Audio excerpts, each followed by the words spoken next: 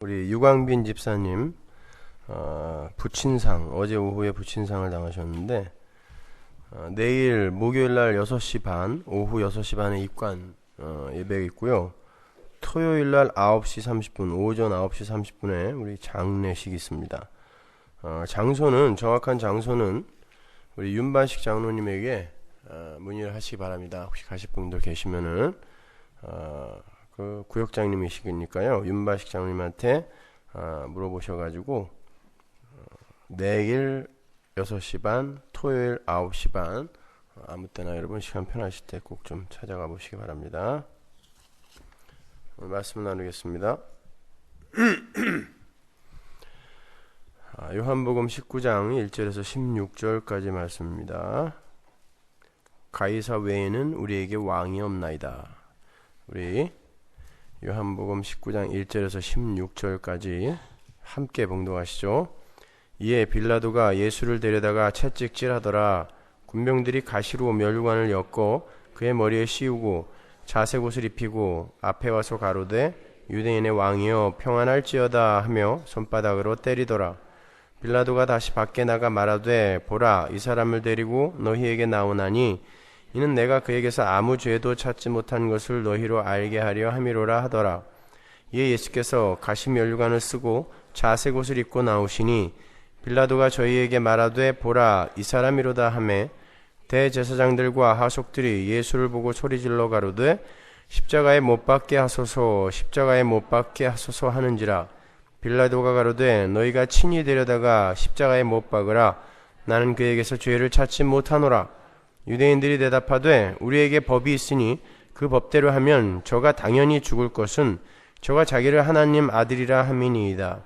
빌라도가 이 말을 듣고 더욱 두려워하여 다시 관정에 들어가서 예수께 말하되 너는 어디로 쏘냐 하되 예수께서 대답하여 주지 아니하시는지라. 빌라도가 가로되 내게 말하지 아니하느냐 내가 너를 놓을 권세도 있고 십자가에 못 박을 권세도 있는 줄 알지 못하느냐.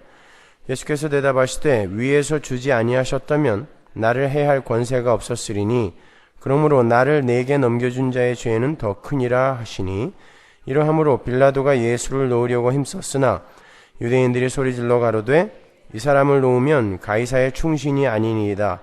무릇 자기를 왕이라 하는 자는 가이사를 반역하는 것이니이다. 빌라도가 이 말을 듣고 예수를 끌고 나와서 박석이라는 곳에서 재판석에 앉았더라. 이날은 6월절의 예비일이요 때는 제 6시라. 빌라도가 유대인들에게 이르되 보라 너희 왕이로다. 저희가 소리 지르되 없이 하소서 없이 하소서 저를 십자가에 못 박게 하소서. 빌라도가 가로되 내가 너희 왕을 십자가에 못 박으랴. 대제사장들이 대답하되 가이사 외에는 우리에게 왕이 없나이다 하니 이에 예수를 십자가에 못 박히게 저에게 넘겨주니라. 아멘. 이제 드디어 예수님께서 사형 선고를 받으시고 십자가에 못 박히시는 장면에 이르렀습니다. 밤새도록 신문과 고문을 받으신 주님은 제6시경에 빌라도에 의해서 사형 선고를 받으신 후에 즉시 십자가로 넘겨져요. 그때 예수님의 모습은 자색 옷을 입었어요. 홍색입니다. 주홍색. 가시관을 쓰셨고 온몸은 채찍에 맞아서 피투성이가 된 그런 상태였어요. 그건 바로 선악과를 따먹고 저주를 받은 아담 속 우리 자신의 모습이었습니다. 예수님의 머리에 그 가시관은 아담에게 내려진 저주의 가시덤불이었어요. 창세기 3장 17절로 가볼게요. 아담에게 이르시되 내가 내 아내의 말을 듣고 내가 너더러 먹지 말라 한 나무 실과를 먹었은즉 땅은 너로 인하여 저주를 받고 너는 종신토록 수고하여야 그 소산을 먹으리라. 땅이 내게 가시덤불과 엉겅퀴를 낼 것이라. 가시덤불과 엉겅퀴 이게 가시떨기거든요. 그것을 그 저주의 상징인 가시떨기를 예수님이 머리에 쓰고 계시는 거예요. 그리고 그분이 입으신 자색 옷, 다른 복음서에서는 홍포라고 하죠. 그 자색 옷은 주홍 같은 우리 죄를 상징하는 거죠. 이사야서 1장 18절로 갑니다. 여호와께서 말씀하시되 오라 우리가 서로 변론하자. 너희 죄가 주홍 같을지라도 눈과 같이 희어질 것이요 진홍같이 붉을지라도 양털같이 되리라. 같은 단어입니다. 그리고 우리 주님에게 떨어진 그 채찍은 바로 우리에게 떨어져야 할 채찍이었던 거죠. 여러분 잘 아시는 이사야서 53장으로 가볼게요. 5절. 그가 찔림은 우리의 허물을 인하며 그가 상함은 우리의 죄악을 인함이라. 그가 징계를 받음으로 우리가 평화를 누리고 그가 채찍에 맞음으로 우리가 나음을 입었도다. 그 채찍이 누구 거예요 원래? 우리 거라는 이야기입니다. 그러니까 전부 우리 거를 다 가지고 예수님이 지금 심판대 앞에 서 계시는 거예요. 우리가 가지고 가야 할 그 모든 것들을 다. 예수님은 바로 이 일을 위해 이 땅에 오신 거죠. 예수님이 이 땅에 오신 목적이에요. 이것이 우리의 저주와 우리의 죄 그리고 우리의 허물과 상함을 다 가져가셔서 당신의 몸에 채우시기 위해 이 땅에 오셔서 우리를 흑암에서 건져 올리신 거죠. 그 일은 일어나도 되고 안 일어나도 되는 그런 게 아니에요. 반드시 일어나지 않으면 모든 존재는 전부 멸망하게 돼 있어요. 예수님은 반드시 죽으셔야 돼요. 그래서 그분은 죽으시러 이 땅에 오셨다라고 말씀하시는 것입니다. 그래서 빌라도의 그런 많은 예수님 방면 시도가 전부 무산이 되어 버리는 거예요. 빌라도는 계속해서 예수님을 놔주려고 하는데 유대인들이 놔주지 말라 그래요. 그걸 근데 누가 막은 거예요? 결국은 하나님이 못 놔주게 하신 것입니다. 여러분. 빌라도는 7번이나 예수님의 무죄를 시인했어요. 내가 이에게서 도저히 죄를 찾을 수가 없다라는 무죄 시인을 7번이나 했고요. 예수님을 놓으려 애를 썼어요. 유대사가 플라비우스 요세푸스의 책에 보면요, 빌라도는 자신의 출세를 위해서 그리고 폭동을 잠재우기 위해서 수천 명을 한꺼번에 십자가에 달 수 있는 그런 존재였대요. 그런 포악하고 잔인한 존재였다고 합니다. 그리고 아주 용의주도하고 출세의 눈이 먼 사람이다 라고 기록해놨어요. 요세푸스가. 실제 인물이란 말입니다. 빌라도는. 그리고 그렇게 용의주도한 사람이기 때문에 이유 없이 위험한 일을 행하여 긁어 부스럼을 만드는 어리석은 사람이 아니었다라고 기록을 해요. 그런 빌라도가 예수님을 신문을 한 거예요. 근데 그는 이내 예수님이 무죄한 분이라는 것을 알았어요. 정치 구단이란 말입니다. 그 사람은요. 눈치가 아주 그냥 굉장히 빠른 사람이란 말이에요. 그는 이내 예수님이 종교적인 감정 싸움에 말려들었다라는 것을 알게 되었을 거예요. 게다가 그 청년은 계속해서 자기가 유대인의 왕이래요. 그리고 하나님의 아들이래요.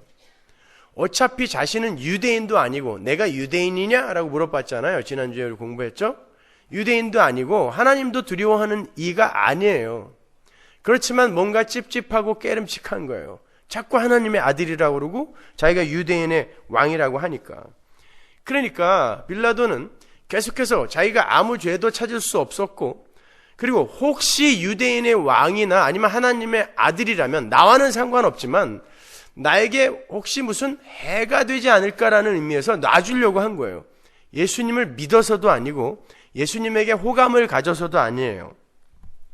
그냥 나와 아무 상관없는 그런 무죄한 청년 하나 죽이고 혹시 자기에게 어떤 불똥이 튈까봐 자꾸 이제 풀어주려고 한 거죠. 그는 구체적으로 그 청년을 풀어줄 방도를 찾았어요. 그는 먼저 예수라는 청년을 놓아줄 구실로 명절에 행하던 관례를 들어서 유대인들에게 죄인 중에 하나를 풀어줄 테니까 선택하라라고 이야기했습니다. 당연히 무죄한 그냥 감정 싸움으로 데려온 이 예수라는 청년을 풀어주세요라고 할 줄 알았던 거예요.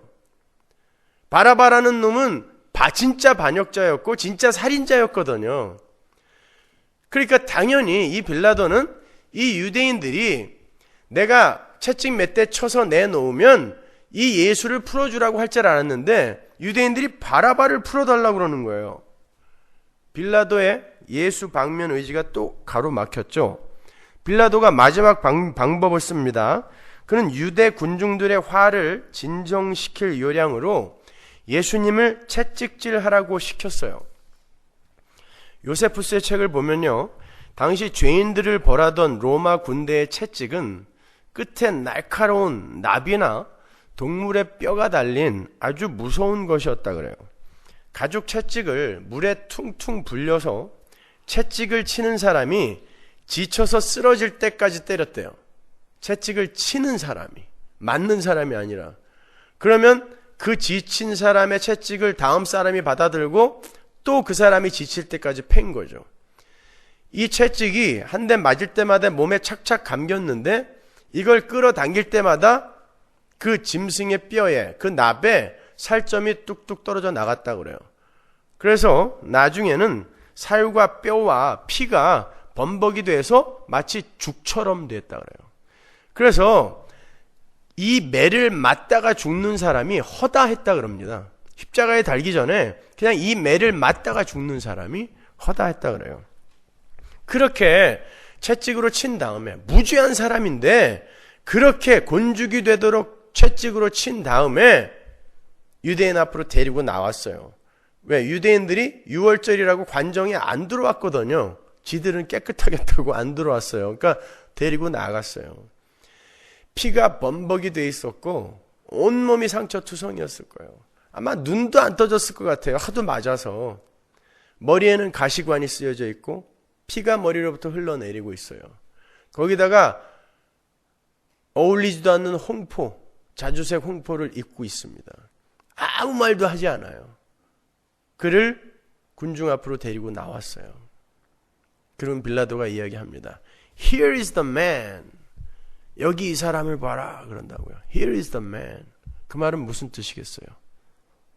자, 됐지? 그만하자 이런 말이에요. Here is the man. 자, 봐. 에이도라는 단어가 있어요. 보라 라는 뜻이에요. 봐. 이제 됐지? 자, 그만하자. 그런데 유대인들이 십자가에 못 박으소서, 십자가에 못 박으소서 하고 외치기 시작했습니다. 빌라도가 저기 당황했을 거예요. 빌라도는 어쩔 수가 없었습니다. 자기가 할 수 있는 일은 다 했어요. 자신은 그 예수라는 청년의 무죄함을 알았고 그의 비범함도 눈치를 챘어요. 그런데 유대인들이 도무지 자신의 말을 듣지 않아요. 그리고 종국에는 나중에 우리가 로마 황제에게 탄원할 수도 있다라는 협박을 합니다.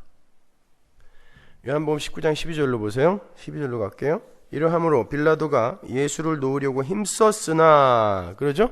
Here is the man. 힘썼다는 거예요, 그게. 그러니까 봐라. 됐지, 이제 그만하자. 라고 했던 거예요. 유대인들이 소리질러 가로되 이 사람을 놓으면 가이사의 충신이 아니니이다. 빌라도의 아킬레스건을 건드린 거예요.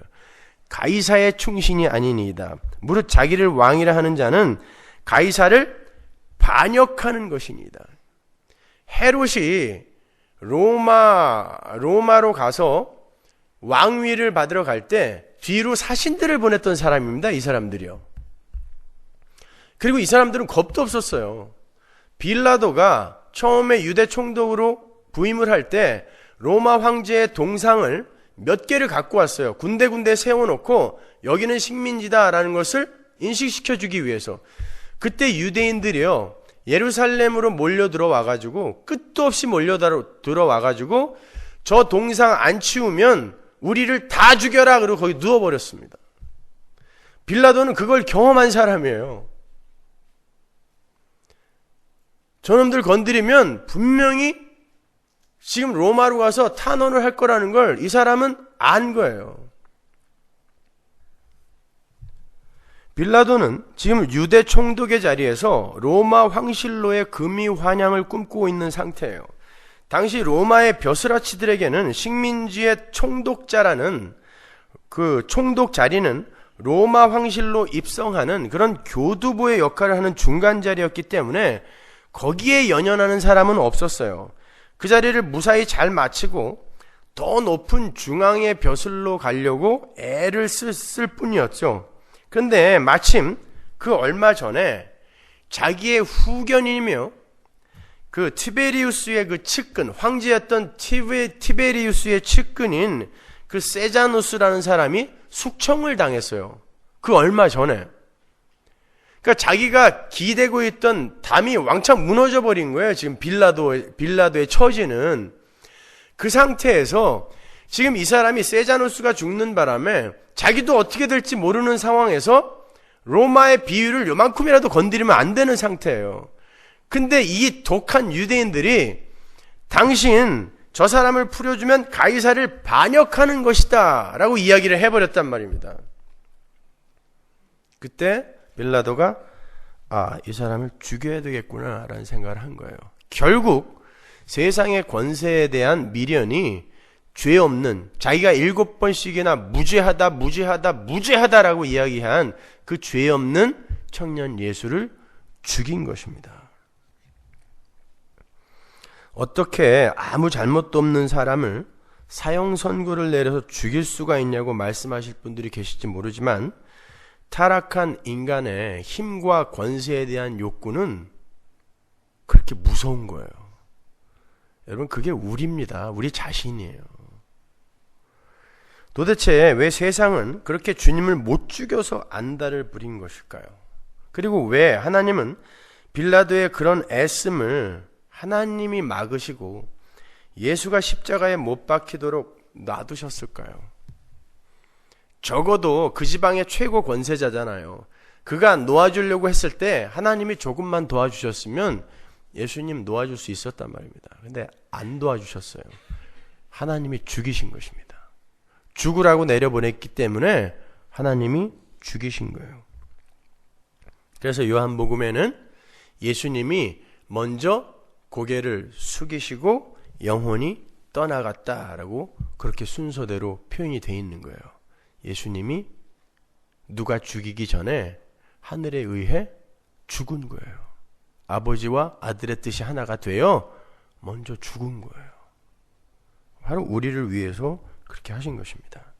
여러분 생각해 보십시오. 그 사람들 중에는요, 십자가에 못 박아라 했던 그 사람들 중에는 바리새인들과 제사장들과 서기관들만 있었던 게 아니라 광야 빈들에서 오병이어로 배부르게 배를 채웠던 사람들도 있었고요. 거기에 적어도 수만 명이 있었단 말입니다.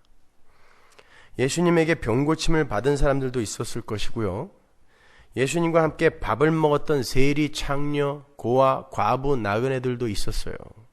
그런데 그 누구도 예수님의 편을 안 들어줬습니다.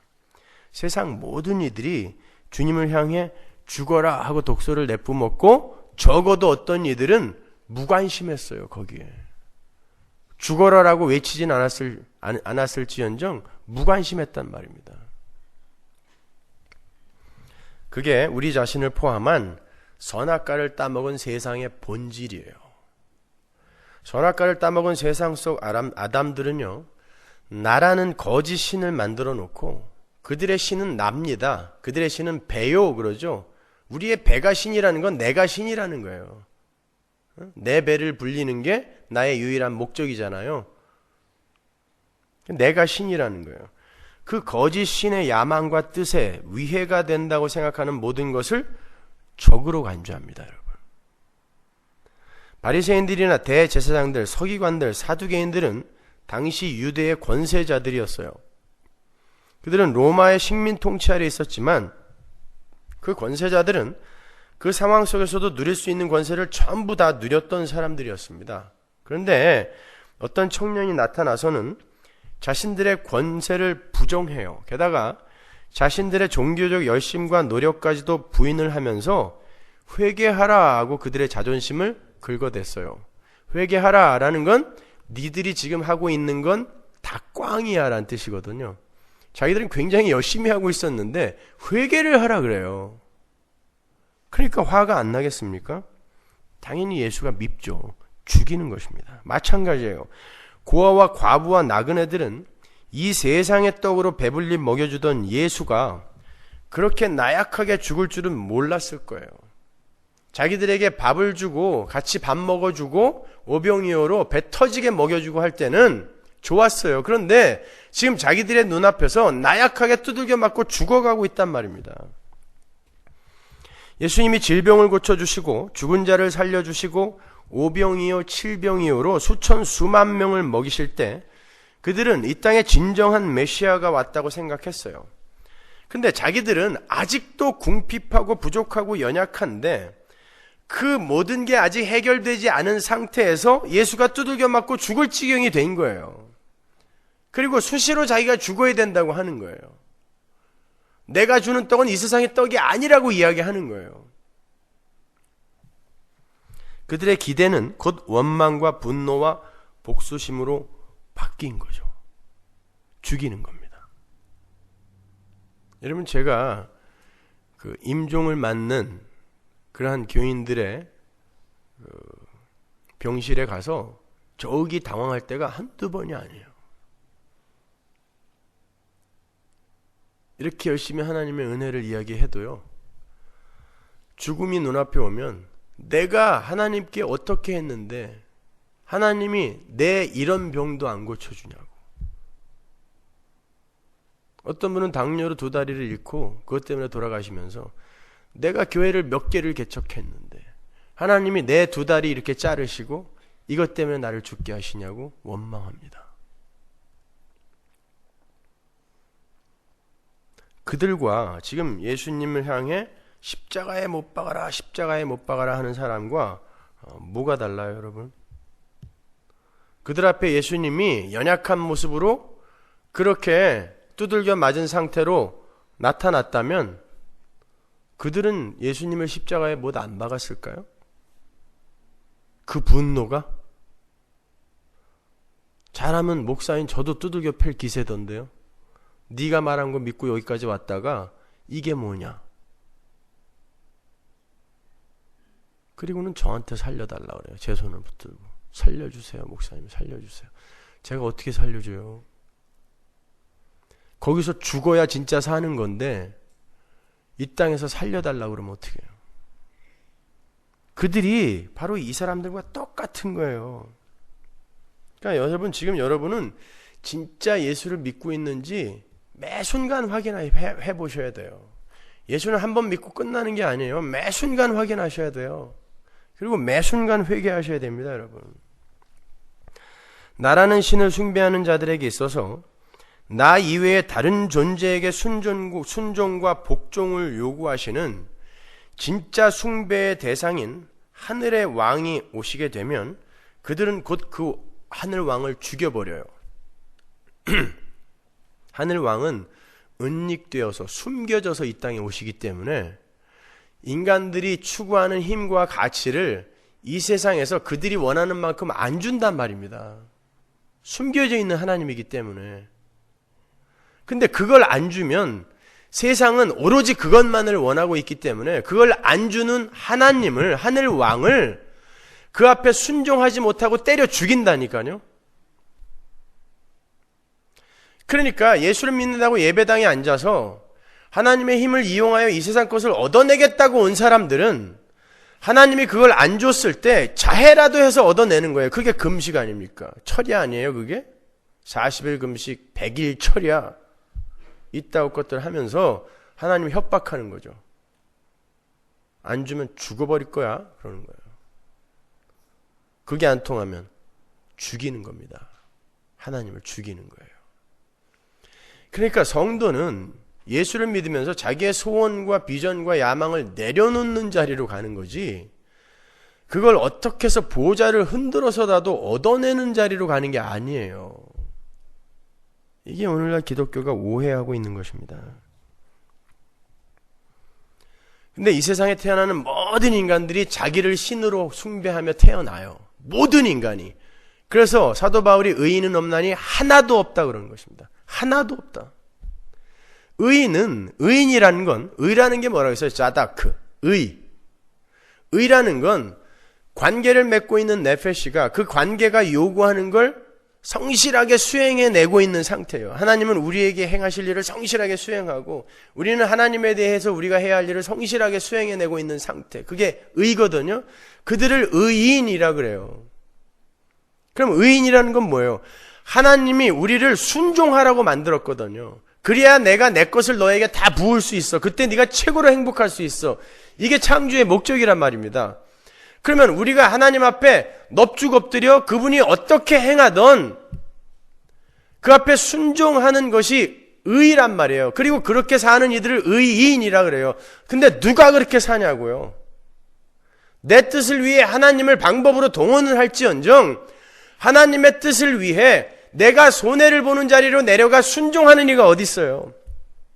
하나님의 뜻을 위해 너 당뇨로 네 두 다리 좀 내가 잘라야 되겠다 그랬을 때 아무 불평 없이 하나님 그러세요. 내 팔은 왜 남겨두세요? 이것도 잘라가시지. 그 자리로 스스로 내려갈 사람이 어디 있습니까? 아무도 없어요. 그래서 예수님이 이 땅에 오셔서 죽으시는 것입니다, 여러분. 우리는 오늘 본문에 그 빌라도의 사형 언도의 장면에서 의인은 없나니 하나도 없다라는 사도 바울의 일갈의 구체적 그림을 보는 거예요. 진짜 없구나. 진짜 없구나. 38년 된 병자였다가 살아난 그 놈은 어디 갔나? 날 때부터 소경이었던 그 놈은 어디 갔나? 아니 12의 혈류병 앓던 그 여자분은 어디 가셨나? 에? 다 어디 간 거예요? 의인은 없는 것입니다. 예수가 십자가 지기 전에 의인은 없는 거예요. 악인은 나라는 왕에게 순종하지 않는 모든 것, 그게 하늘의 왕이라 할지라도 가차없이 살해하는 자들이에요. 그게 바로 우리란 말입니다. 근데 이 세상에 태어나는 그 어떤 인간도 의인으로 날 수가 없어요. 근데 그들 중에 하나님의 편애를 받아서 창세전에 하나님에 의해 택해진 이들이 있어요. 그들이 바로 교회예요. 하나님은 그 교회의 구원 방법으로 하나님 아들의 죽음을 택한 것입니다. 그래서 빌라도의 예수 방면 의지가 그렇게 무참하게 하나님에 의해 묵살당한 거예요. 그러나 그러한 묵살도 자기 백성을 향한 하나님의 무한하신 사랑의 발로였던 거예요. 내 백성을 살리려고 묵살하신 거예요. 내 아들 죽이는 게 목적이 아니라 내 아들 안에서 내가 택한 내 백성을 살리려고 예수를 죽여버린 겁니다. 하나님의 권세는 그렇게 당신이 하시고자 하시는 일을 반드시 성취해 내고야 마세요. 아들의 목숨까지 끊어내면서까지. 그게 하나님의 권세예요. 누가 이 세상에 그런 권세를 가졌습니까? 하나님밖에 없어요. 그걸 권세라고 하는 거예요. 진짜 권세. 내 걸 손해보면서 원수를 살려내는 그 힘, 이 세상 누구도 가질 수 없는 그 힘, 그걸 권세라 그래요. 그건 하나님만 갖고 있는 권세예요. 이 세상에는 그 하나님의 권세를 이겨낼 권세가 없어요. 그럼에도 인간들은 어줍지 않은 세상 권세로 하나님의 권세를 이겨먹으려고 하고 있는 거예요. 좀 더 정확히 말하면 세상은 하나님의 권세가 어떤 것인지 몰라요. 여러분이 바로 그런 약함이 권세다라고 세상 사람들에게 이야기해 보세요. 병신 꼴값하네 그런다고요. 그게 무슨 권세냐? 안 그렇습니까? 우리 부모들도 그래요. 제가 아는 어떤 목사님이 아들 자전거를 새 걸 사줬는데 아들이 동네 불쌍한 아이한테 그 자전거를 주고 왔어요. 그리고는 아버지한테 아버지 미안해요. 아버지가 사준 새 자전거를 너무너무 갖고 싶어하는 애가 있어서 주고 왔어요. 걔 그날 마저 죽었잖아요. 자기가 설교 시간에 얘기하더라고요. 자기가 늘 설교 시간에 했던 얘기인데 자기 아들이 그러고 오니까 저게 이 험난한 세상을 어떻게 살아가려고 지 아버지는 무슨 땅 파서 돈을 버는 줄 아냐 이러면서 아주 죽도록 팼다는 거예요.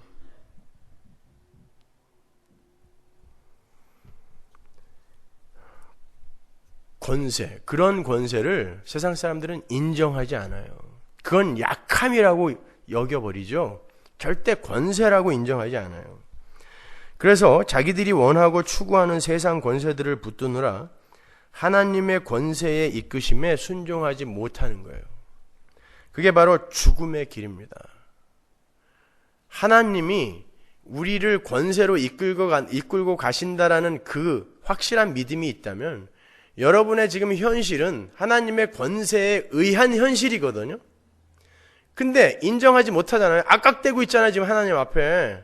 당신 지금 정신이 있냐고 없냐고. 왜 침묵하고 있냐고. 그게 순종하지 못하는 거예요. 그게 악인의 길인 것입니다, 여러분. 그러나 하나님은 반드시 우리를 거기에 순종시켜 내고야 마시는 거예요. 오늘 본문은 그렇게 세상의 권세와 하나님의 권세의 극명한 대조 속에서 긴박하게 진행되어져 가고 있는 거예요. 오늘 본문을 잘 보시면요, 요한이 권세, 왕 이런 개념들을 나열하면서 유독 유월절이라는 것을 강조하여 끼워 넣는 걸 보실 수가 있어요. 본문 14절 보세요. 이날은 유월절의 예비일이요 때는 제6시라 빌라도가 유대인들에게 이르되 보라 너희 왕이로다. 여러분, 예수님이 어떤 날 죽으셨죠? 어떤 날 죽으셔야 돼요? 유대인의 3대 명절 중에 장막절, 초막절, 오순절, 맥추절, 77절, 6월절에 죽어야죠. 어린 양은 그때 죽어야 되니까. 예수님은 6월절 날 죽으셨어요. 그러니까 예수님께서 사형 언도를 받으시는 그 새벽은 6월절이어야 돼요. 그렇죠? 근데 요한은 뜬금없이 그날이 6월절 예비일이라고 기록을 하고 있어요. 생각해 보세요. 요한은 분명 그 전날 저녁에 예수님과 함께 6월절 만찬을 먹었단 말입니다. 6월절 날 먹는 거예요, 그건요. 그리고 그 6월절 만찬의 자리에서 유다가 예수님을 팔러 나갔고, 예수님은 바로 그날 밤에 잡혀서 새벽까지 신문과 고문과 선고를 받고 계시는 거예요. 근데 요한이 날짜 감각이 없어진 걸까요? 왜 갑자기 그날이 6월절 예비일이라고 했을까요? 유대인들은 6월절과 6월절에 이어지는 무교절을 구별 없이 6월절이라고 불렀어요.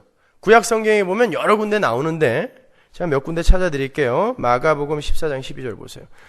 무교절의 첫날 곧 6월절 양 잡는 날에 제자들이 예수께 여짜오되 우리가 어디로 가서 선생님으로 6월절을 잡수시게 예비하기를 원하시나이까 하며. 보세요. 6월절 양은 6월절에 잡아요. 그런데 그 6월절 양 잡는 날을 무교절 첫날이라 그래요. 원래 무교절은 니산월 15일부터예요. 그 6월절은 니산월 14일이에요. 출애굽기 12장에 보면 그달 14일까지 양과 염소를 잘 가지고 있다가 그날 죽여라 그러잖아요. 그리고 무교절이 이어지는데 누룩이 들어가 있지 않은 빵을 먹는 거예요. 일주일 동안. 그런데 이 6월절과 무교절이 붙어 있기 때문에 유대인들도요, 6월절과 무교절을 그냥 하나로 아무 이름으로나 불러요. 그리고 15일부터 무교절임에도 불구하고 그냥 14일부터 무교절, 그러니까 그날부터 무교병을 먹어야 되거든요. 그러니까 14일부터 무교절이라고도 불러요, 또. 그리고 그렇게 지내기도 하고. 이렇게 유대인들은 6월절과 무교절을 혼용해서 썼어요. 그리고 그 무교절의 첫날은 항상 안식일로, 성회로 모여야 돼요. 무교절의 첫날은. 그러니까 6월절 다음 날은 무조건 안식일인 거예요.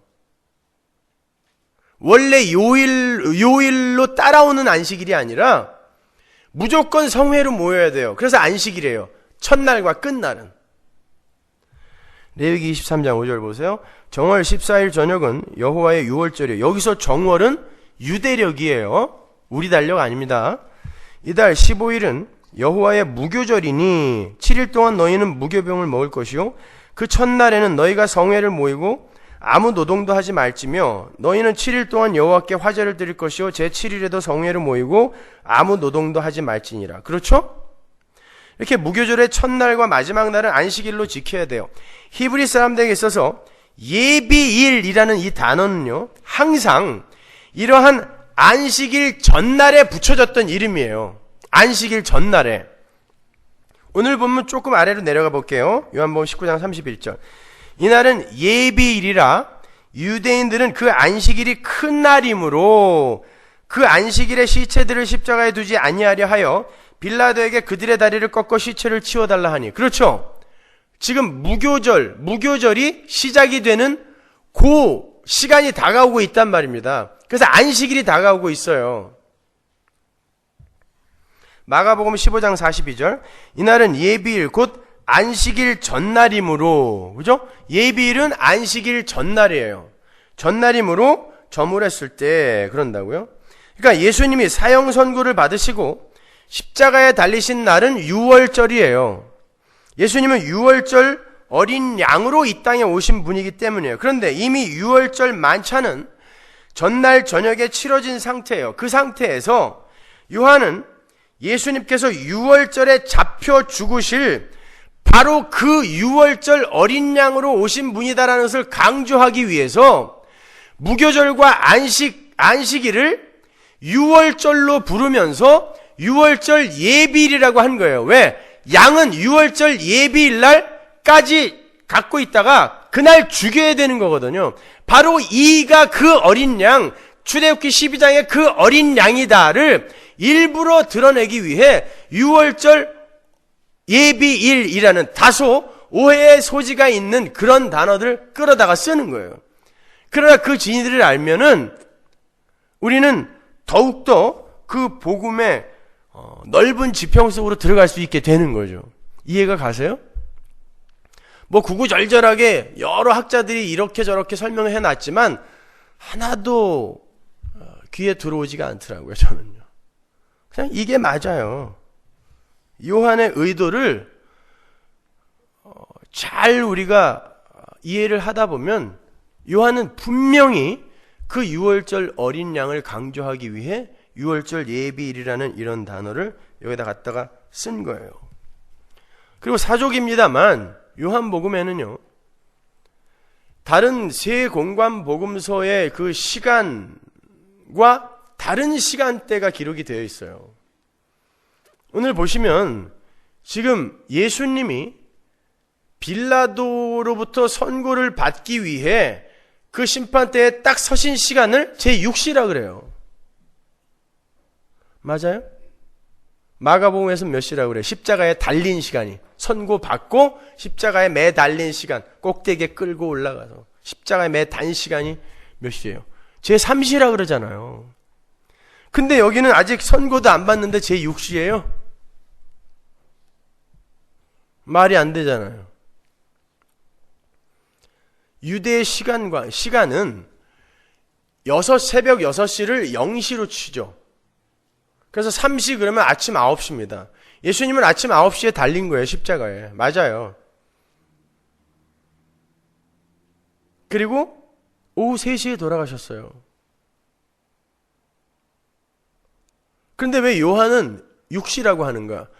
요한복음이 기록된 연대는요, 사복음서 중에 가장 나중인 1세기 말이에요.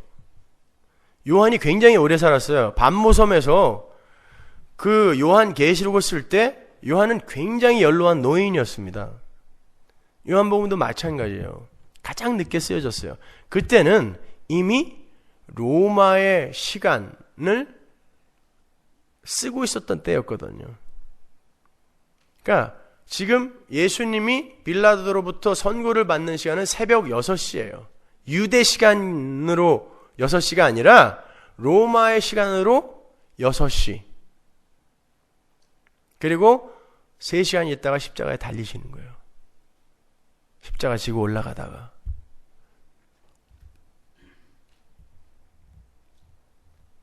근데 이런 걸 갖고 성경에 일관성이 없다 이렇게 공격하는 이들이 있는데, 그들이 그러면은 여러분이 잘 얘기를 해 주실 수 있어야 되는 거예요. 각설하고, 그렇다면 유월절 어린 양으로 오신 예수님은 무슨 일을 하러 오신 분이기에 요한이 일부러 예수님의 죽음을 유월절 어린 양의 죽음으로 몰아가고 있는가? 우리가 너무나 잘 아는 출애굽기 12장으로 가서 한번 훑어볼게요. 여러분을 안 믿기로 했어요. 다 아는 줄 알고 넘어가면 하나도 모르더라고요. 출애굽기 12장 3절 보세요. 너희는 이스라엘 회중에게 고하여 이르라. 이달 열흘에 너희 매인이 어린 양을 취할지니 각 가족대로 그 식구를 위하여 어린 양을 취하되, 그 어린 양에 대하여 식구가 너무 적으면 그 집의 이웃과 함께 인수를 따라서 하나를 취하며 각 사람의 식량을 따라서 너희 어린 양을 계산할 것이며 너희 어린 양은 흠없고 1년 된 수컷으로 하되 양이나 염소 중에서 취하고 이달 14일까지 간직하였다가 해 질 때에 이스라엘 회중이 그 양을 잡고 그 피로 양을 먹을 집 문 좌우 설주와 임방에 바르고 그 밤에 그 고기를 불에 구워 무교병과 쓴 나물과 아울러 먹되 난로나 물에 삶아서나 먹지 말고 그 머리와 정강이와 내장을 다 불에 구워 먹고 아침까지 남겨두지 말며 아침까지 남은 것은 곧 소화하라. 너희는 그것을 이렇게 먹을지니 허리에 띠를 띠고 발에 신을 신고 손에 지팡이를 잡고 급히 먹어라. 이것이 여호와의 유월절이니라. 내가 그 밤에 애굽 땅에 두루 다니며 사람과 짐승을 물어나고 애굽 나라 가운데 처음 난 것을 다 치고 애굽의 모든 신에게 벌을 내리리라. 나는 여호와로라. 내가 애굽 땅을 칠 때에 그 피가 너희에 거하는 집에 있어서 너희를 위하여 표적이 될지라. 내가 피를 볼 때에 너희를 넘어가리니 재앙이 너희에게 내려 멸하지 아니하리라. 너희는 이날을 기념하여 여호와의 절기를 삼아 영원한 규례로 대대에 지킬지니라. 너희는 7일 동안 무교병을 먹을지니 그 첫날에 누룩을 너희 집에서 제하라. 무릇 첫날부터 7일까지 유교병을 먹는 자는 이스라엘에서 끊쳐지리라. 너희에게 첫날에도 성회요 제7일에도 성회가 되리니 이 두 날에는 아무 일도 하지 말고 각인의 식물만 너희가 갖출 것이니라. 너희는 무교절을 지키라. 이날에 내가 너희 군대를 애굽 땅에서 인도하여 내었음이니라. 그러므로 너희가 영원한 규례를 삼아 이날을 대대로 지킬지니라. 정월에 그달 14일 저녁부터 21일 저녁까지 너희는 무교병을 먹을 것이요. 영원한 규례로 유월절을 지키라는 건 요 당시 이스라엘 사람들에게만 해당되는 게 아니라는 거예요. 유월절 사건은 대대손손 이어내려오는 하나님의 백성들에게 전부 적용이 되는 규례라는 거예요. 유월절이라는 것 자체가, 유월절이라는 사건 자체가 하나님께서 사람과 짐승 가릴 것 없이 애굽의 모든 장자들을 전부 죽이기로 작정하셨어요. 장자를 죽인다는 건 상징적인 거예요. 후사를 맡겠다는 거거든요. 그리고 장자는 모든 남자의 대표고 모든 남자들은 가족의 대표이기 때문에 전부를 다 죽이겠다는 뜻이에요. 그거는요. 그 장자를 죽인다는 건 후사를 맡고 그 후사로부터 말미암게 되는 모든 것을 몰살시키겠다는 뜻이거든요. 다 죽어야 된다라는 뜻이에요.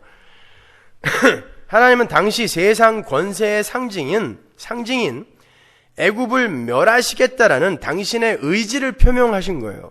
물론 그 애굽이라는 상징 안에는 하나님의 권세를 의지하지 않고 이 세상 권세를 힘삼아 살고 있는 모든 죄인들이 포함된 거예요. 그게 애굽이에요. 근데 그 멸망의 대상은 단순히 애굽의 장자들만이 아니었습니다. 어린 양의 피가 묻어있지 않은 집은 다 죽는 거예요. 만약에 애굽 사람 중에 그 말을 알아듣고 그 피를 임방과 문설주에 바르면 그 집은 사는 거예요. 그래서 중다한 잡족이 같이 나온 것입니다. 그들은 안 죽었잖아요. 그런데 누가 그 말을 믿겠냐고요. 누가? 다 죽는데, 아니 멀쩡하게 살아있는데 다 죽는데요. 근데 다 죽을 건데, 그래 그렇다고 치자. 그럼 어떻게 살아요? 어떻게 하면 사는데? 너 오늘 저녁에 양 잡아 먹을 거 아니야. 그 양 잡고 그 피를 임방과 문설주에 발로, 문지방에서 잡는 거니까 문지방은 이미 피 범벅이 됐을 테니까 임방과 문설주에만 바르면 사방이 막히는 거예요. 어린 양의 피로. 그러면 살려줄게. 헛소리 좀 하지 말어. 다들 그럴 거라고요. 그게 믿음입니다. 그럼 말도 안 되는 구원의 방법을 믿고 쫓아가는 거예요. 지금 불뱀에 물려서 막 죽어가고 있는데, 야, 너를 물은 뱀을 노수로 만들어서 장대에 달았다. 저거 쳐다보면 살려줄게. 너 죽을래? 안 그러겠어요? 지금 뱀에게 물려서 죽어가고 있는데 그걸 저주의 상징인 노수로 만들어서 장대에 달아놓고 보면 살려줄게. 야, 지금 열심히 고약 바르고 있고 열심히 기름 바르고 있고 열심히 운동하고 있어. 나 살으려고. 근데 그걸 쳐다보라는 거야? 시간 없어, 나. 그런 시간 없어. 내가 할 수 있는 건 다 할 거야. 이게 율법 지킴이에요. 율법주의. 그러면 죽습니다. 미련한 것 같지만 그걸 쳐다봐야 돼요. 여러분, 그걸 구원이라고 해요. 근데 이 자존심 강한 인간들이 절대 자기 자존심을 굽히질 않아요. 뭔가를 해보려고 그렇게 애를 쓰는 거예요. 도덕과 윤리 뒤로 숨어보고 남 험담 뒤로 숨어보고. 왜? 그래야 나보다 더 못난 이라는 걸 증명해내야 내 잘못이 감춰지거든요. 그러니까 열심히 뒷담화하고 그냥 시기 질투하고 착한 일 하는 척 해보고 그러는 거죠. 감추려고. 자기의 더러운 모습을 감추기 위해서. 그런 거 아니란 말입니다. 구원은 그냥 보는 거예요. 하나님의 구원의 그 역사를 그냥 바라보는 거예요. 그리고 그냥 꼭 붙들어 버리는 거예요. 나는 아무것도 할 수 없어요, 하나님. 그냥 꽉 붙들어 버리는 것입니다. 그런데요, 그렇게 예수 그리스도의 은혜에 의해서만 아무것도 안 했어요. 아무것도 안 했어요. 애굽 사람들보다 이 사람들이 뭐가 착한 것도 없었고 더 잘난 것도 없었어요. 아무것도 안 했어요. 근데 어린 양의 피를 바른 것 때문에 살았어요. 그건 은혜로만 산 거거든요. 그들은 어떻게 살아야 되는가가 항상 유월절 뒤에 뭔가가 붙어 있으므로 설명이 되어져요. 그게 뭔지 아세요? 불기둥과 구름기둥 이야기예요. 항상 유월절 이야기가 나오면 그 뒤에 불기둥과 구름기둥 이야기가 나와요. 출애굽기 13장 20절 보세요. 그들이 숫곳에서 발행하여 광야 끝 에담의 장막을 치니 여호와께서 그들 앞에 행하사 낮에는 구름기둥으로 그들의 길을 인도하시고 밤에는 불기둥으로 그들에게 비추사 주야로 진행하게 하시니 낮에는 구름기둥 밤에는 불기둥이 백성 앞에서 떠나지 아니하니라. 이건 아주 중요한 메시지를 담고 있는 거예요. 여러분, 이스라엘이 광야 40년 동안 유월절을 몇 번 지켰습니까?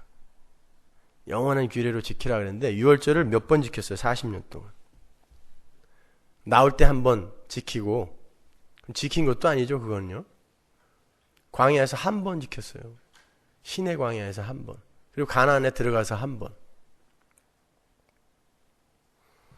그 시내 광야 때는 어땠는지 한번 보고 가자고요. 민수기 9장 1절. 애굽 땅에서 나온 다음 해 정월에 여호와께서 시내 광야에서 모세의 길로 가라사대 이스라엘 자손의 유월절을 그 정기에 지키게 하라. 그 정기 곧 이달 14일 해 질 때에 너희는 그것을 지키되 그 모든 율례와 그 모든 규례대로 지킬지니라. 하나님께서 원망과 불평으로 문매를 맞고도 여전히 정신 못 차리는 이스라엘에게 다시 유월절을 지키라고 명령하세요. 너희들이 어떻게 거기서 나왔는지 다시 기억하라는 거거든요. 유월절을 지키라 그래요. 그리고는 그 유월절 이야기 뒤에 또 똑같이 구름기둥과 불기둥의 이야기가 붙어 있어요. 민수기 9장으로 가보세요. 15절. 성막을 세운 날에 구름이 성막 곧 증거막을 덮었고 저녁이 되면 성막 위에 불 모양 같은 것이 나타나서 아침까지 이르렀을 때 항상 그러하여 낮에는 구름이 그것을 덮었고 밤이면 불 모양이 있었는데 구름이 성막에서 떠오르는 때에는 이스라엘 자손이 곧 진행하였고 구름이 머무는 곳에 이스라엘 자손이 진을 쳤으니 이스라엘 자손이 여호와의 명을 조차 진행하였고 여호와의 명을 조차 진을 쳤으며 구름이 성막 위에 머무는 동안에는 그들이 유진하였고 구름이 장막 위에 머무는 날이 오랠 때에는 이스라엘 자손이 여호와의 명을 지켜 진행치 아니하였으며 혹시 구름이 장막 위에 머무는 날이 적을 때에도 그들이 다만 여호와의 명을 쫓아 유진하고 여호와의 명을 쫓아 진행하였으며 혹시 구름이 저녁부터 아침까지 있다가 아침에 그 구름이 떠오를 때에는 그들이 진행하였고 구름이 밤낮 있다가 떠오르면 곧 진행하였으며 이틀이든지 한 달이든지 1년이든지 구름이 성막 위에 머물러 있을 동안에는 이스라엘 자손이 유진하고 진행치 아니하다가 떠오르면 진행하였으니 곧 그들이 여호와의 명을 쫓아 진을 치며 여호와의 명을 쫓아 진행하고 또 모세로 전하신 여호와의 명을 따라 여호와의 직임을 지켰더라. 이렇게 유월절은 구름기둥과 불기둥의 통치에 대한 순종으로 이어지는 거예요. 내가 하나님의 은혜에 의해서 그 은혜로만 only by grace 그 은혜로만 구원을 받은 것이다라는 확실한 인식이 있는 사람은 그를 구원해준 그 하나님, 불기둥과 구름기둥으로 상징이 되는 하나님의 통치에 이끌려간다라는 거야. 순종하게 되어 있다라는 것입니다. 내 현실이 왜 이 모양이야? 왜 이렇게 오래오래 여기서 머물러야 돼가 아니에요. 구름이 딱 머물러 있으면 그냥 머무르는 거예요. 가 그러면 가는 거예요. 몇백만 명이 한 지칼시예요. 지칼시. 한 지칼시의 백성이 인구가 텐트를 쳤다가 거두는 게 얼마나 힘이 들겠습니까? 근데 구름이 시키는 대로 쫓아가는 거예요. 유월절은 항상 이 구름 기둥과 불 기둥, 하나님의 현현에 순종으로 이어져야 되는 것입니다. 그런데 은혜를 안다고 하는 이들이 그 왕에 대한 순종으로 자기를 내려놓지 못하는 거예요. 그게 오늘 본문에 나오는 유대인들입니다. 유월절을 지킨다고 관정에도 안 들어가고 밖에 서 있는데 왕에게 순종하는 게 아니라 왕을 죽이세요라고 이야기하고 있단 말입니다.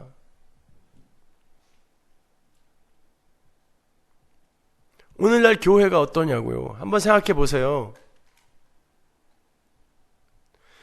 우리가 은혜로 구원을 받았다라는 그 은혜의 지평을 정말 충분히 이해를 하고 있다면 우리가 이렇게 하나님 앞에 아각거리면서 우리의 불평과 불만과 원망의 기도를 내어놓을 수 있을까요? 그 은혜의 지평을 우리가 진짜 안다면, 그리고 자기의 현실에 대해서 이렇게 불만족스럽게 살 수 있어요? 이렇게 고통스러워하며 살 수 있냐고요. 하나님이 그렇게 하신 거라면. 하기 싫어도 불기둥이 가지 마! 구름기둥이 가지 마! 그러면 안 가야 되는 거거든요. 그런데 내가 하기 싫은 상황과 현실과 사건을 나에게 허락했다고 하나님을 떠나거나 아니면 그분을 향해서 입에 담지 못할 불평과 원망을 하는 인간들이 오늘날 교회 아닙니까? 그러니까 여기에서 십자가에 못 박으소서 했다고 그 죽일 놈들, 내가 거기 있었다면 몸을 던져 막았을 텐데 그런 소리 좀 하지 마세요. 사기치지 마세요. 여러분도 같이 소리쳤을 거예요. 확실히 죽이라고.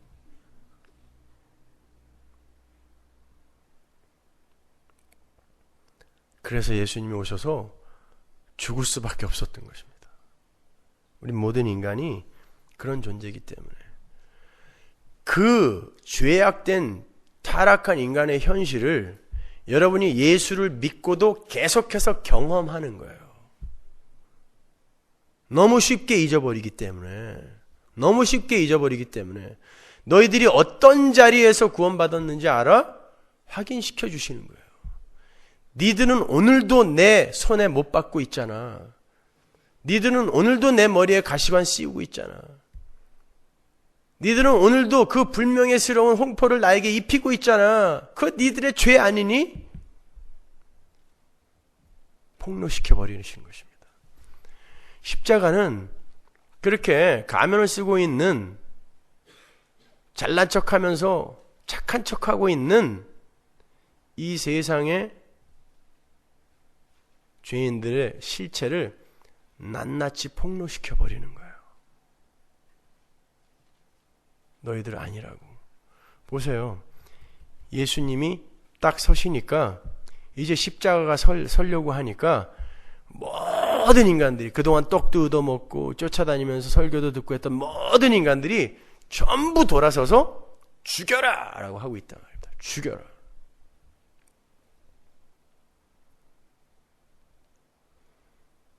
만약에 나중에 여러분이 심판대 앞에 섰는데 천국을 보여줬어요. 나는 그 천국 가려고 죽어라고 정말 먹고 싶은 것도 안 먹고 하고 싶은 것도 안 하고 화내고 싶은 것도 화 안 내고 그러고 왔는데 내가 원하는 그런 천국이 아니야. 아니 내가 고작 이런 걸 위해서 그 고생을 했단 말이야? 만약에 여러분 마음속에 그런 마음이 들었을 때 그 하나님 죽이고 싶지 않겠습니까? 아니 나보다 강한 힘을 갖고 있기 때문에 무서워서 못 죽이는 건 그건 죽이는 거예요. 여러분, 우리는 이 땅에서 천국을 추구하는 이들이 아니에요. 물론 맞아요. 그러나 하나님이 계시는 곳을 천국이라고 해야 돼요.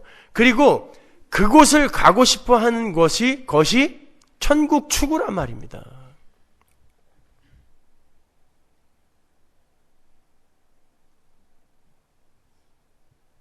얼마 전에 우리 제자가 그런 말을 하더라고요.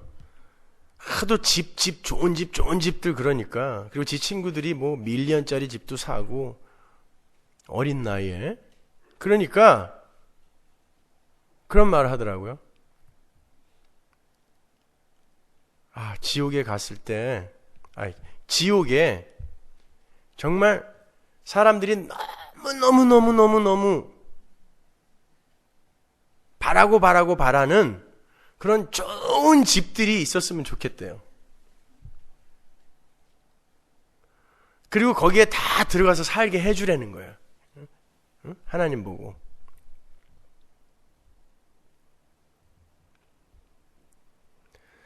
그리고 그 좋은 집에 살면서 자기가 정말 사랑할 존재도 없고 자기를 사랑해줄 존재도 없는 그런 경험을 하면서 그 좋은 집이 얼마나 지옥인지를 거기서 처절하게 경험하게 해줬으면 좋겠대요, 하나님이.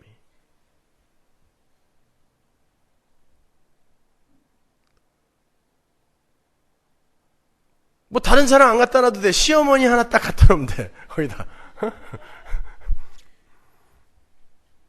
치를 떠시네요, 또. 그 말만 한마디 듣고도.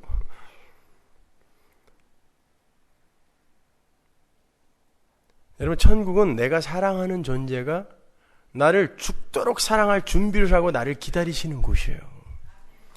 그 하나님을 여러분이 사랑하냐고요, 지금. 그 하나님이 주는 어떤 것을 원하고 계세요? 그 하나님과 화목하셨습니까? 성도는 이 땅에서 하나님과 화목하고 가는 거거든요. 그것 말고 딴 건 없어요. 하나님과 화목하고 가야 돼요. 그러려면 여러분이 그 하나님을 좋아해야 돼요. 사랑해야 돼요. 근데 그 하나님이 계속해서 여러분에게 착하게 살아라, 이거 하지 말아라, 저거 해라, 계속 잔소리만 하는 그런 사감 선생처럼 여겨지게 되면 여러분은 그 하나님과 절대 화목할 수 없어요. 무서워서 그분이 시키는 일을 할 수는 있어요. 그리고 다른 이들에게 존경받기 위해 그 착한 일을 할 수는 있지만 하나님이 너무너무나 사랑스러워서 그 일을 한 것이 아니라면 여러분은 절대 천국 못 들어가요. 여러분이 이 세상 떠날 때 하나님이 어서 와, 이리 와 라고 했는데 딱 보니까 내가 모르는 사람이에요. 내가 별로 안 친한 분이야. 그리고 내가 사는 동안 계속해서 내가 할 수 없는 어떤 일들을 마구 요구했던 그런 분이에요. 그 손 덥석 잡으시겠어요? 아니요. 거기 딴 사람 없어요? 없으면 나 딴 데 갈래요. 지 혼자 지 스스로 지옥 가는 거예요. 지옥은 누가 보내서 가는 곳이 아닙니다, 여러분. 하나님과 친하지 않은 사람들이 그 은혜로 사는 게 너무 자존심 상해서 지들 스스로 떠나는 거예요. 여러분들은 하나님과 친해져야 돼요. 그래서 때로는 이 세상에서 여러분이 예수를 믿고 죄에 노출이 되고 변하지 않는 여러분의 연약한 모습을 보면서 그럼에도 불구하고 그걸 덮는 하나님에 대해서, 은혜에 대해서 말씀 속에서 배우셔야 돼요. 그래야 그분이 면목 없게 이런 것도 어떻게 용서해 주셨어요. 한 발 한 발 그분께로 우리가 가까이 갈 수 있을 거 아닙니까? 근데 늘 그분은 나에게 내가 할 수 없는 것들을 요구하는 그런 표독스러운 영감탱이처럼 느껴진다면 여러분은 이 세상을 떠날 때 절대 그분이 계신 곳에 가기 싫어할 거란 말입니다. 그래서 지금도 그 천국이 별로 안 가고 싶은 거예요. 거짓말들 하지 마세요. 무슨 천국이 가고 싶어요?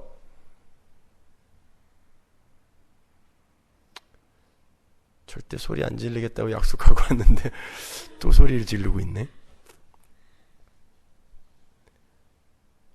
이 시대 교회가 무슨 천국을 소망합니까? 지들 힘으로 그냥 세상에게 칭찬받으면서 이 세상에서 세상 사람들에게도 칭찬받고 하나님에게도 뽐때 나는 그런 존재들이 되고 싶은 거예요. 분명히 성경은 교회가 교회다움을 유지하면 유지할수록 세상으로부터 미움을 받는다고 했는데 건전하고 건강한 교회들이 일간지로부터 찬사를 받고 있어요. 이야! 교회 재정의 50% 이상을 구제에 쓴데 저 교회 박수 쳐주자.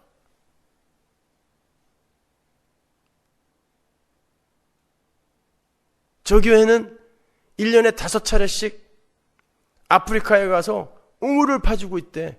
이야, 우리도 못하는 걸 저들이 하고 있구나. 그거 하지 말라는 게 아니라 여러분, 교회가 진짜 교회다워지려면 세상으로부터 그런 칭찬을 받는 게 아니라요, 오히려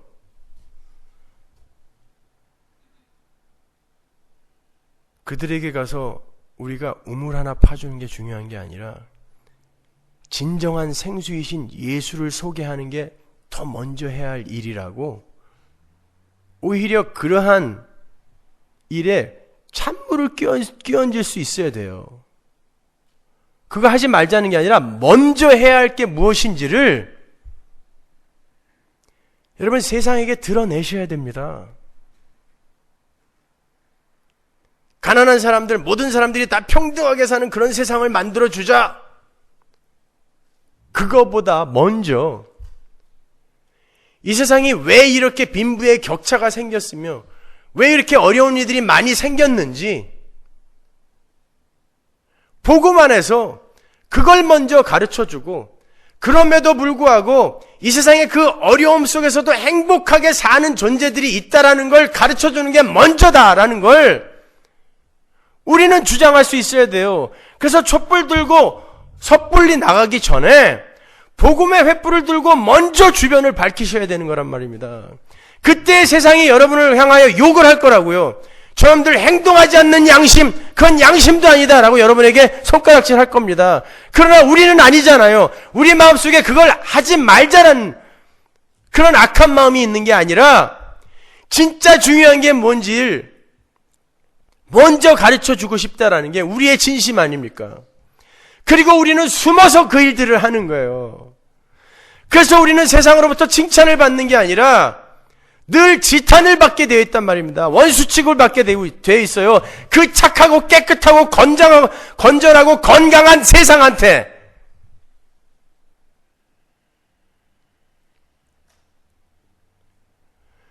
교회는 그런 거예요. 그걸 추구하여 세상에게까지 칭찬을 받는 게 교회가 아니란 말입니다. 세상에서는 너희가 환난을 당하나 세상은 너희를 미워할 것이다. 주님이 우리에게 하신 말씀 아닙니까? 세상이 왜 미워하냐고요? 왜 미워해요? 세상이 할 수 없는 일을 우리가 하기 때문에 미워하는 거란 말입니다. 그 일에 먼저 창념하셔야죠. 뭘 어줍지 않게 성인군자 흉내들을 내고 있어요, 교회가.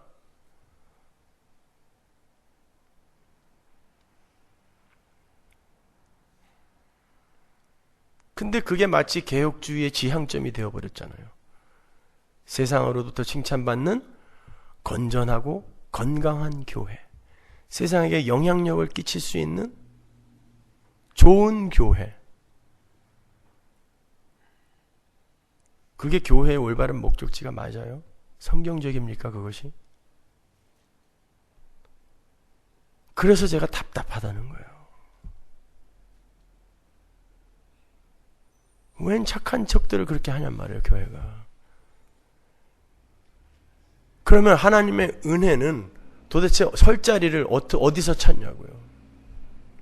우리는 어떻게 하나님과 친해지냐고요. 우리 스스로 다 잘하고 있는데. 지 마음은 시커먼 유전처럼 그렇게 더러운 상태로 갖고 있으면서 그걸 착한 행위로 늘 가리고 있는 우리와 그렇게 살지 않으면 나를 벌 줄 수밖에 없는 존재라고 믿고 있는 그 하나님과 어떻게 친해지냐고요.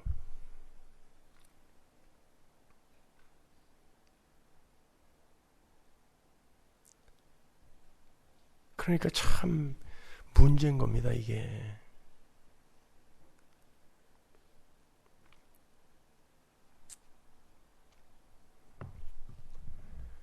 자, 여러분,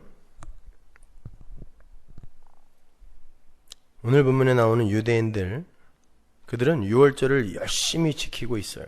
그런데 여전히 자기 숭배에서 벗어나지 못하고 자기의 가치와 존엄을 치고 들어오는 하늘의 권세를 십자가에 못 박아버려요.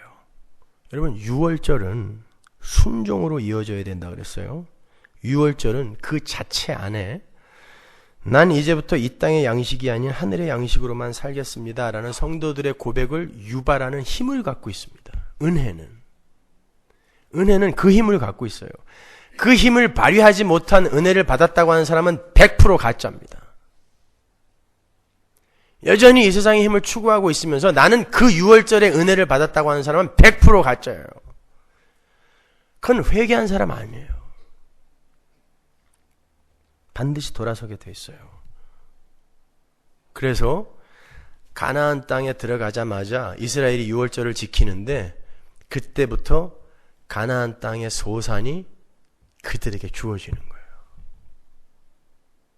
하나님 나라의 그 양식, 그것이 이제 하나님 나라에 들어갔더니 온전한 유월절이 되어서 그들에게 진짜 풍성하게 주어지는 거예요. 만나는 뭐였어요? 하나님 나라 약속의 땅의 양식의 모형이었던 것입니다. 가나안 땅에 들어갔더니 실제로 그 땅 소산이 이스라엘 백성들에게 부어지더란 말입니다. 상징이에요, 물론. 그 지점을 향해 우리가 그 유월절의 은혜를 붙들고 가는 거예요. 근데 이 왼수들이 자기들이 기대하지 않는 연약한 모습으로 예수가 왔다고 해서 그 예수를 인정하지 않는 거예요. 왜 내가 기대하는 모습으로 안 오냐는 것입니다. 왜 내가 기대하는 모양으로 내 신앙생활이 안 풀리냐는 거죠. 그러면 순종은 어느 때 하는 거예요? 내가 잘 될 때만 하는 것입니까? 복종은 언제 하는 거예요, 도대체?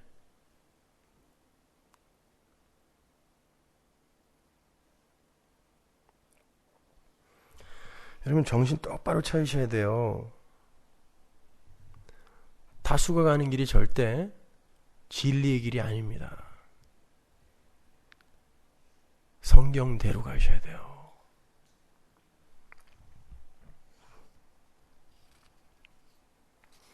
자, 그러한 유월절, 이스라엘이 늘 실패해갖고 하나님이 다시 지켜.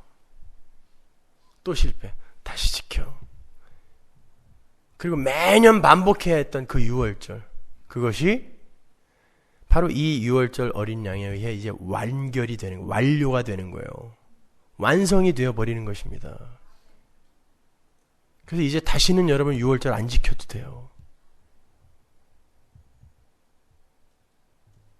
아니, 순종하라면서요. 예, 여러분을 순종시키려고 성령이 들어와 버리셨어요, 여러분 안에.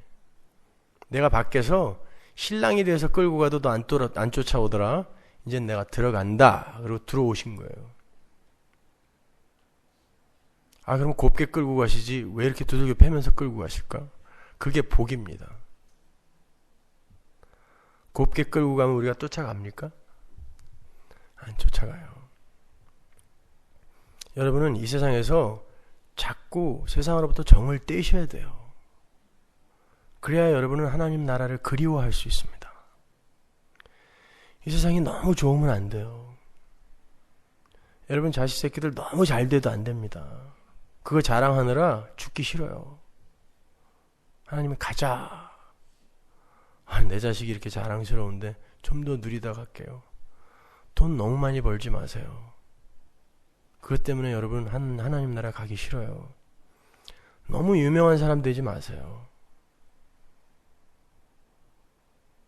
그 사람들의 그런 칭찬과 찬사 때문에 여러분 하나님 나라 가기 싫은 거예요. 그래서 우리가 이렇게 전부 지지부진하게 가는 거예요. 조그만 교회에 다니면서 그냥 지지부진하게 가는 거예요. 그러나 그게 복이에요, 여러분.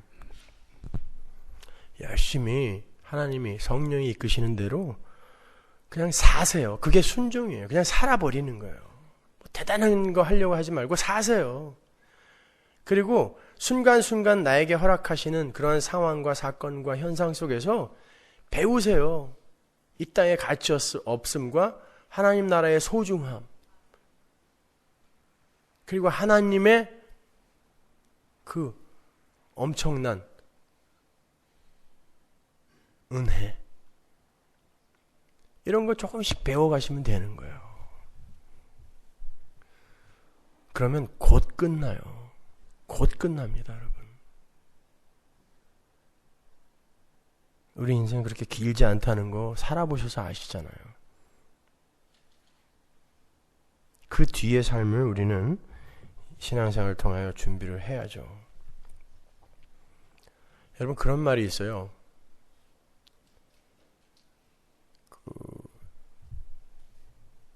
마귀 나라의 신참이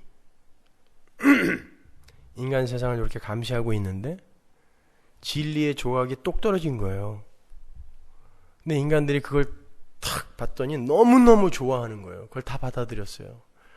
그래서 그 신참이 고참 마귀한테 물었습니다. 저 가서 뺏을까요? 그랬더니 고참이, 왜 뺏어? 놔둬. 아니, 놔두라뇨. 진리의 조각인데.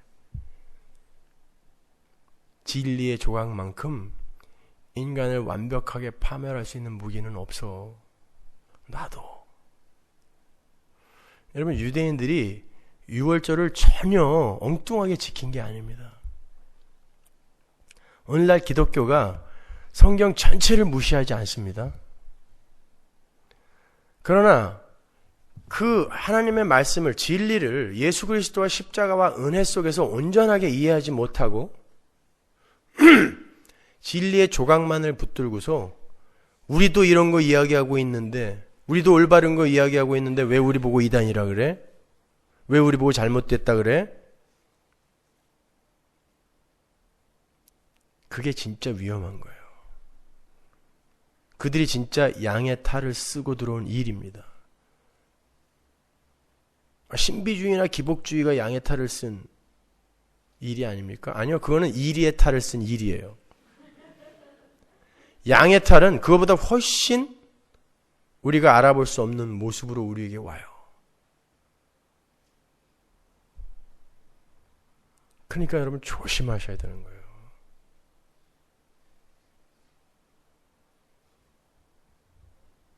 예수 엉뚱하게 믿고 죽도록 고생만 하고 지옥까지 가면 얼마나 불행합니까, 그 삶이. 그래서 좀 더 진지해지자는 거예요, 여러분. 제가 그래서 말씀이 떨어지는 곳에서는 빠지지 말고 오셔서 배우셔야 돼요. 집에서 CD 듣고 테이프 듣는 거는, 그거는 10분의 1도 안 돼요. 여러분이 이곳에 와서 실제로 고민하며 하나님의 임재가 있는 교회의 모임에서 받는 은혜와는 천지차이인 거예요. 그리고 여러분이 뭐 CD를 듣거나 컴퓨터로 들을 때 이렇게 앉아서 들으십니까? 왔다 갔다 기저귀 갈았다가 설거지 했다가 못도 박으러 갔다가 시장도 갔다가 조금씩. 그러니까 자기가 듣고 싶은 것만 기억에 남는 거예요, 이렇게. 그래갖고 전혀 전체의 맥은 파악을 못하고 자기가 듣고 싶은 것을 자기가 갖고 있는 것에다가 이렇게 덕지 붙여가지고 뭐 이상한 괴물 같은 그런 교리와 신학을 갖고 있는 사람들이 있어요.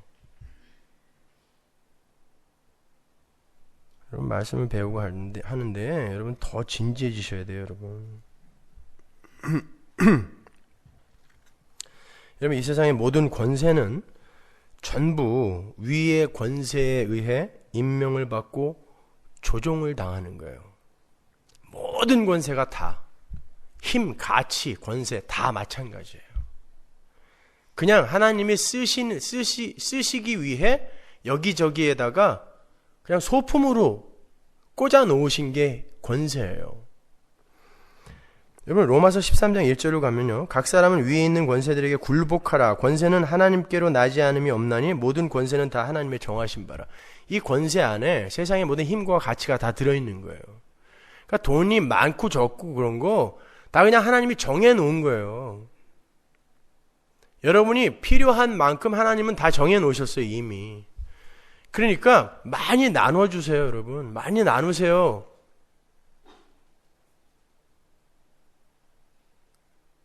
여러분에게 필요한 건 하나님이 정해놓으셨다니까요.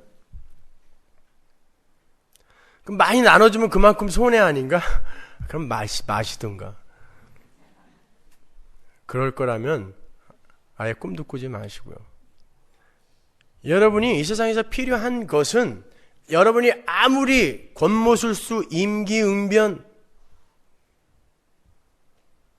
사기 이런 걸 동원하여 끌어모으려고 해도 죽도록 모아놓으면 한 방에 날아가고 죽도록 모아놓으면 한 방에 날아가고 그래요. 여러분이 하나님의 백성이 맞다면 왜? 그 권세는 정해져 있거든요.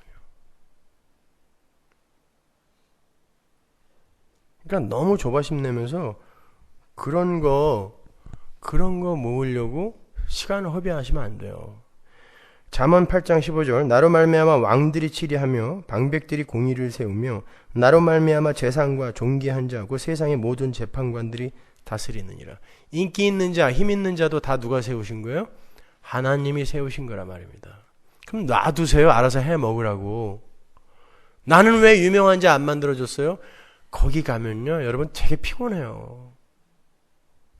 그런 거 부러워하지 마세요.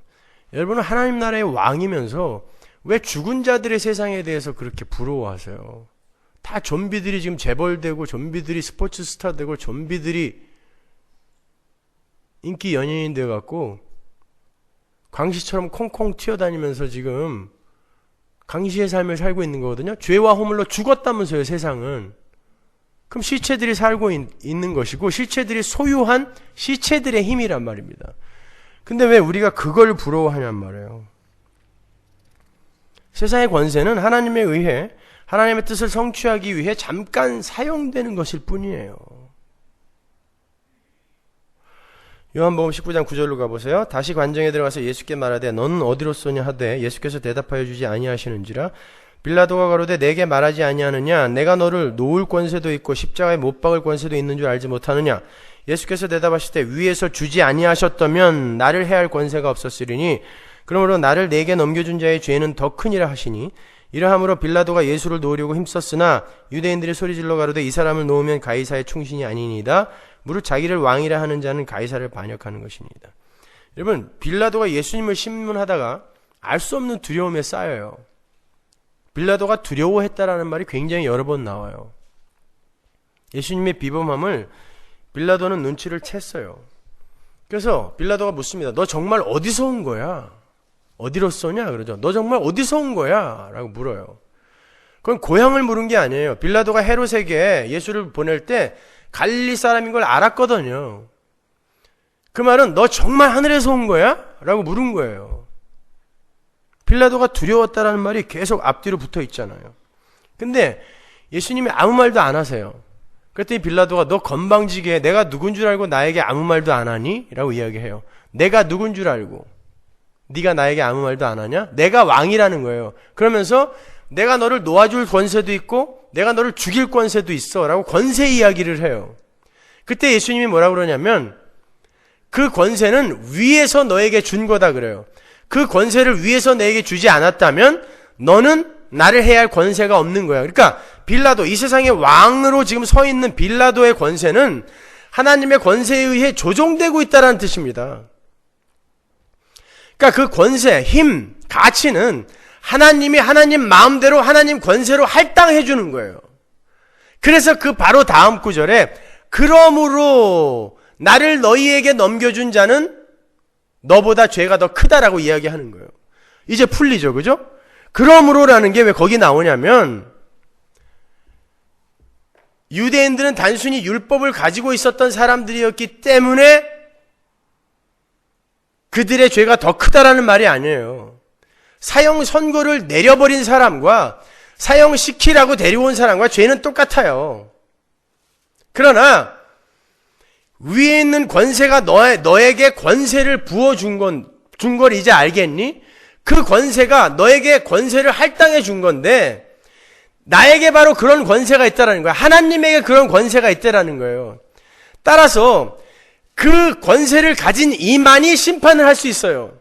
그 권세를 가진 이만이 죄를 분별하여 죄의 크기를 할당할 수 있단 말입니다. 그러므로 내가 지금 너에게 말하노니 내가 나를 넘긴 유대인들에게 더 큰 죄를 할당하겠다라는 뜻이에요. 그래서 그러므로인 거예요. 그러니까 모든 권세는 하나님의 권세로부터 나온 거예요. 아니 그러면 빌라도는 뭐예요? 그렇게 하나님으로부터 권세를 받아서 하나님에 의해 조종당해서 예수님에게 사형 언도 내리고 지옥에 가요. 자자손손 사도신경에 이름까지 올라가 갖고 본디오 빌라도라고 이름 짓는 사람이 한 사람도 없게 그렇게 만들어 버렸잖아요. 그러면 한번 생각해 보세요. 빌라도가 예수님에게 사형 언도 안 내렸으면 그 사람 천국 갈 수 있습니까? 빌라도에게 사형 언도를 내린 건, 빌라도가 예수님에게 사형 언도를 내린 건 모든 인간들, 자기를 신삼아 살고 있는 모든 인간들은 나에게 순종하라라고 찾아오는 하나님을 죽일 수밖에 없는 그러한 상태라는 걸 모형으로 보여주는 거예요. 그리고 빌라도도 그런 사람이었어요. 그러니까 내가 바로 빌라도입니다. 빌라도는 예수님에게 사형 언도를 내리는 일을 하지 않았다 할지라도 그의 삶 속에서 하나님을 죽이는 삶을 사는 거예요. 그게 죄인이에요. 그러니까 함부로 빌라도는 하나님에게 조종당해가지고 지옥 간 거예요? 이런 거 물어보지 마세요. 그게 인본주의라는 거예요. 모든 인간은 하나님을 버릴 수밖에 없어요. 하나님이 빌라도를 편애하거나 선택하지 않으신 것뿐이에요. 오히려 빌라도는 어떻게 된 거예요? 라고 묻기 전에 나도 빌라도인데 나도 예수님에게 사형 언도 내렸는데 아니 내가 망치로 못을 박은 자인데 나는 어떻게 거기에서 면제가 되었는가로 감사해야지.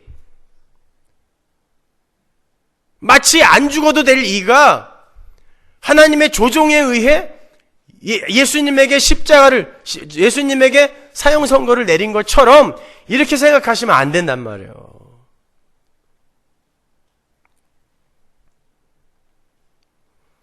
그 빌라도는 누구다? 나예요, 나. 여전히 이 세상의 중심이 되고 싶어 하는 나. 여전히 이 세상 신으로 살고 싶어 하는 나. 근데 하나님이 왜 예수를 믿고도 우리의 모습을 이렇게 여전히 세상 신이 되고 싶은 모습으로 폭로시키세요? 가면 벗으라고요. 가면 벗으라고. 우리는요, 죽은 흙이에요.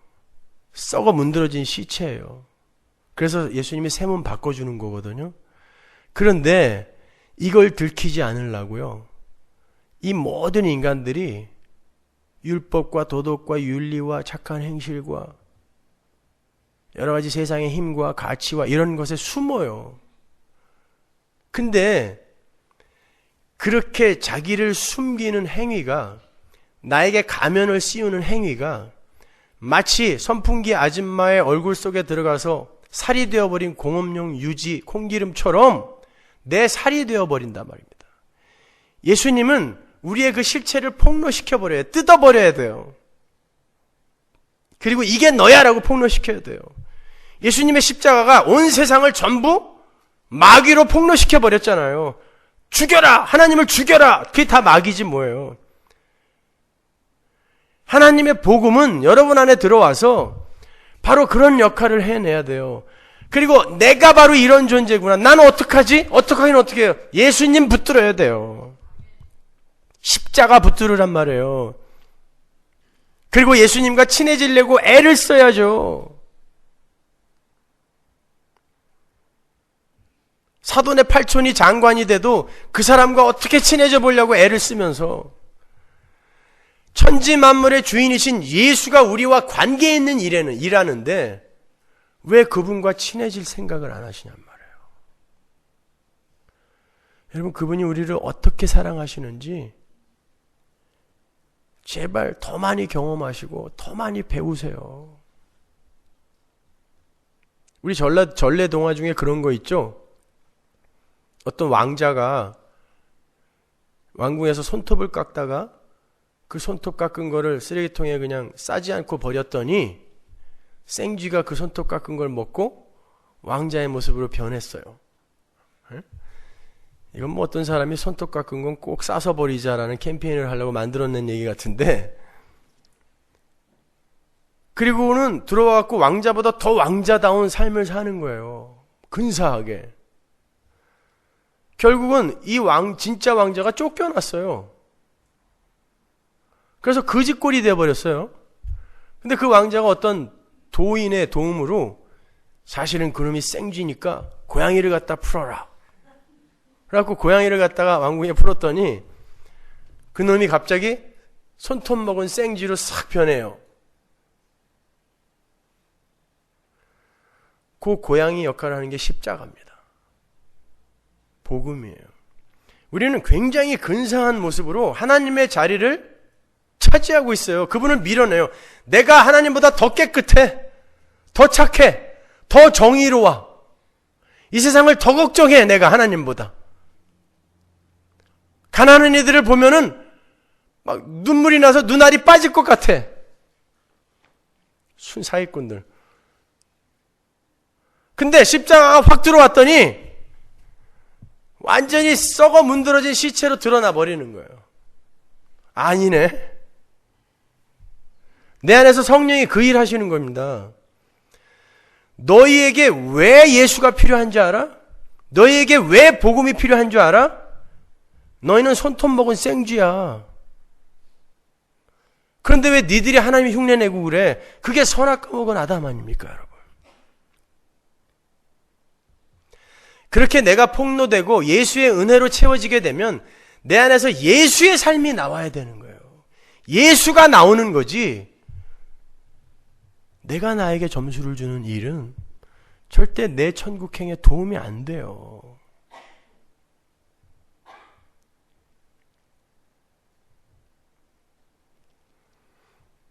그러니까 오직 예수예요. 오직 예수. 우리 교회 표 아닙니까? 오직 예수. 오직 은혜. Only by grace. 오직 예수. 여러분의 그 어떤 것도 진리와 길이요 생명이 될 수가 없어요. 예수만 길이고 진리요 생명이에요. 대단하게 사람들한테 인기 끌려고 하지도 마시고 유명한 자 되려고 하지도 마세요. 뭐 대단하게 깨끗한 사람으로 칭찬받으려고 하지도 마시고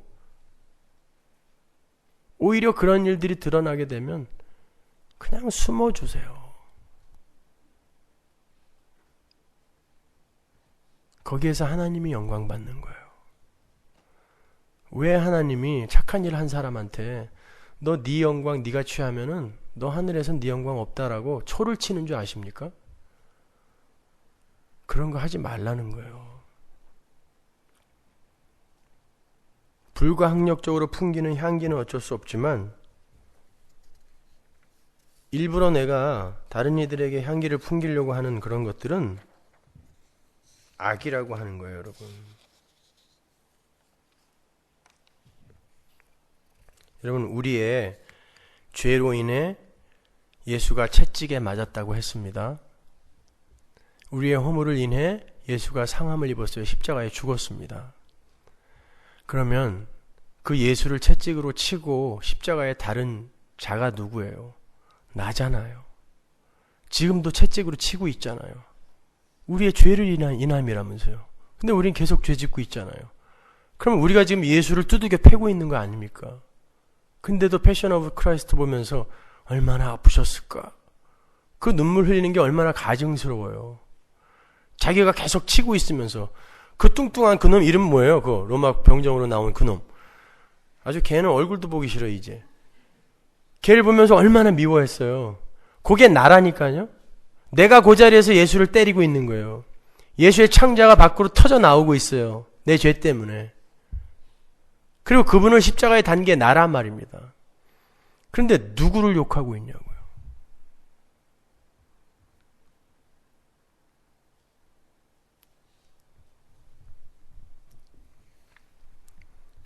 여러분, 예수님은 이 땅에 오늘 본문에 나오는 그런 거짓골로 서 있는 예수님의 모습처럼 은닉되어져 오세요. 여러분의 모든 소원을 척척 들어주고 여러분이 원하는 걸 다 고쳐주고 야망과 비전을 성취해주고 하는 그런 대단한 왕의 모습으로 오는 게 아니라 홍포 입고 머리에 가시관 쓰고 맞아 죽는 모습으로 온단 말입니다. 그 은닉되어 있는 예수님, 그분이 감춰져 있고 은닉되어져 있다고 해서 여러분이 그분을 여전히 죽인다면 여러분은 성도 아니죠.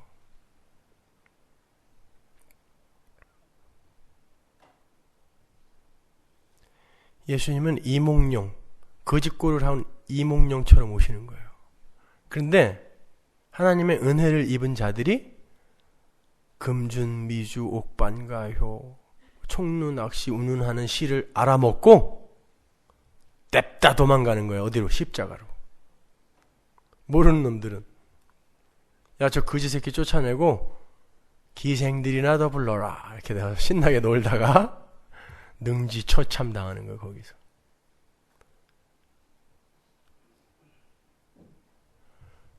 여러분, 예수님은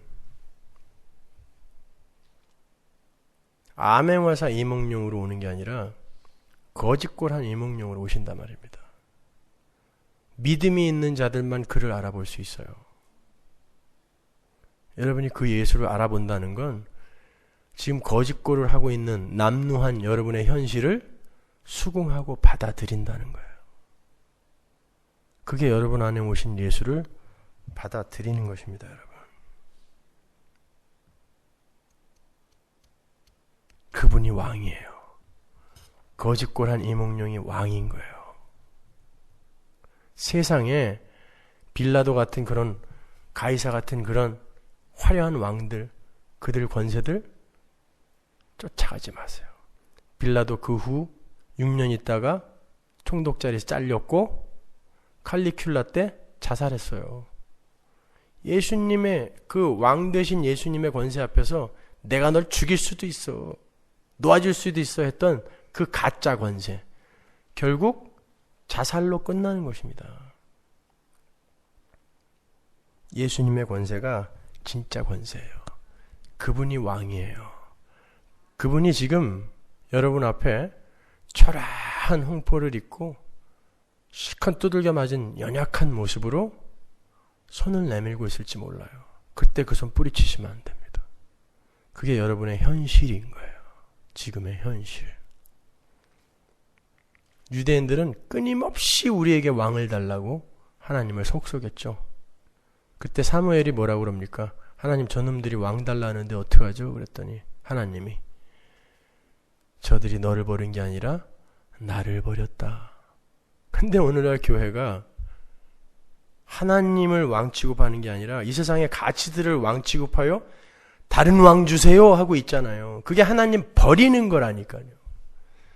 근데 그게 무슨 예수 믿는 겁니까? 하나님 버리는 거라는데, 하나님이 직접 말씀하시는데